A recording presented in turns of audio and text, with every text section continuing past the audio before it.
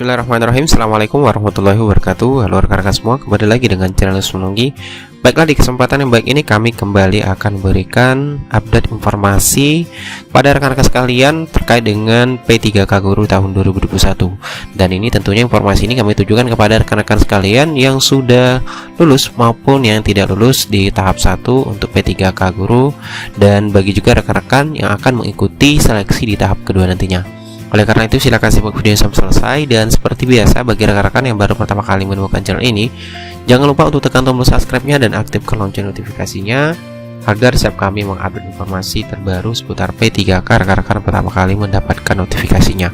Oke teman-teman, langsung saja kita ke informasi terkait dengan untuk P3K teman-teman. Di sini kami akan masih menyinggung terkait dengan informasi yang kami sampaikan sebelumnya perihal dengan masa sangga teman-teman, dimana Pak Muhammad Ridwan itu memposting di Twitter beliau seperti ini postingannya. Sebenarnya mulai tadi malam tanggal 10 Oktober 2021 yaitu sampai dengan 12 Oktober 2021 sampai dengan pukul 23.59 waktu Indonesia Barat, Panselnas sudah membuka masa sangga teman-teman.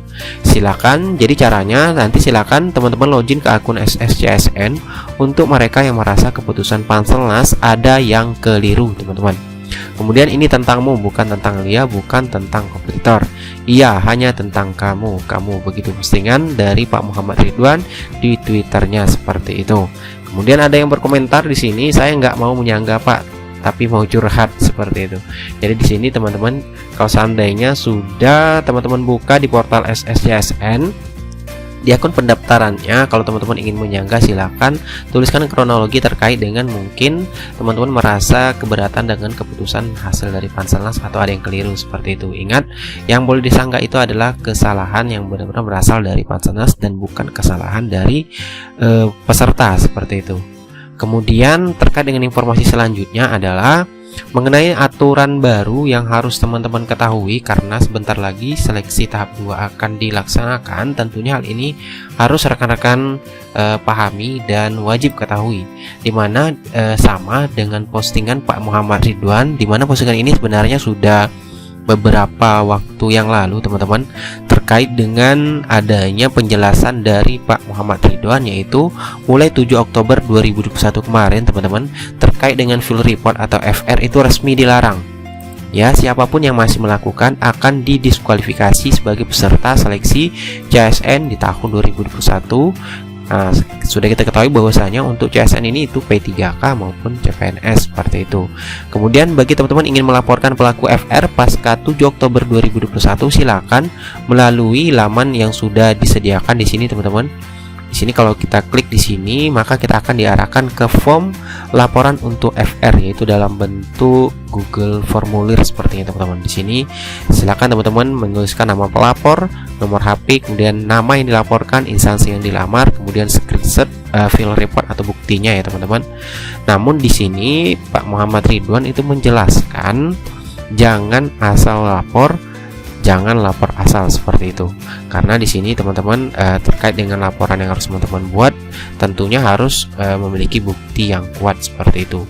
Kemudian di sini juga ada screenshot seperti konfirmasi ya teman-teman, dimana konfirmasi lembar persetujuan ini itu dibuat dalam mengikuti seleksi dengan CAT-BKN ini. Anda setuju untuk tidak menyebarkan soal yang diberikan sebagian atau seluruhnya melalui media apapun, baik langsung maupun tidak langsung. Anda setuju untuk didiskualifikasi bila terbukti menyebarkan soal dalam CAT-BKN. Namun di sini teman-teman, ini untuk aplikasi untuk ujian CAT-BKN.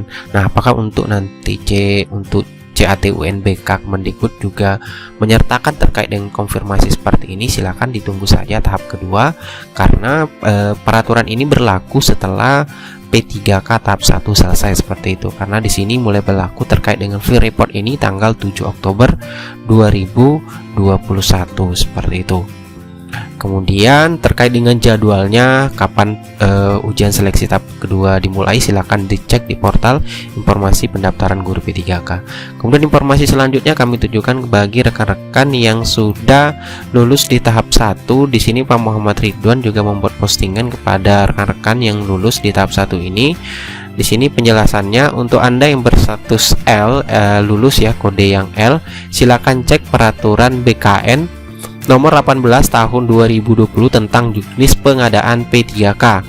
Di mana di sini jelaskan juga, siapkan dokumen terkait baik yang hard maupun yang soft copy, ikuti petunjuk BKD, BKPP atau BKPSDM. Kemudian cek berkala web dan medsos mereka, jangan kepoin Bapak ini saja.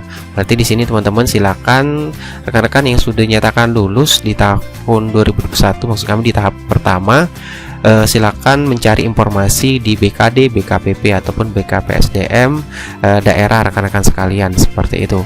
Karena terkait dengan berkas-berkas yang akan disiapkan nanti untuk pemberkasan, tentunya nanti ada informasi yang resmi atau valid dari BKD maupun BKPP ataupun BKPSDM daerah teman-teman mengikuti ujian P3K di tahap 1 kemarin.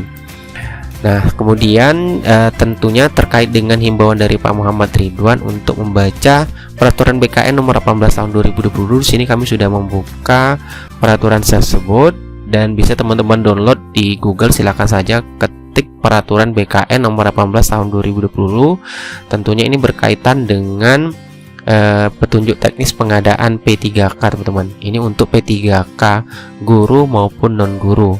Nah, di sini kalau kita lihat langsung saja ke poin yang harus teman-teman ketahui sepertinya ya, terkait dengan di pasal 30, yaitu pengangkatan menjadi P3K itu dilaksanakan melalui tahapan sebagai berikut.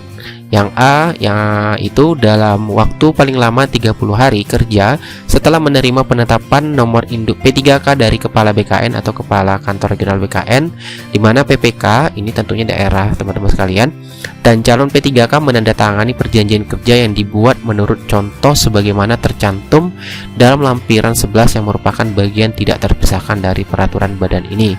Nah, kemudian di poin yang kedua silakan nanti teman-teman download baca sendiri karena di sini cukup panjang teman-teman penjelasannya terkait dengan pengangkatan untuk bagi rekan-rekan yang sudah lolos.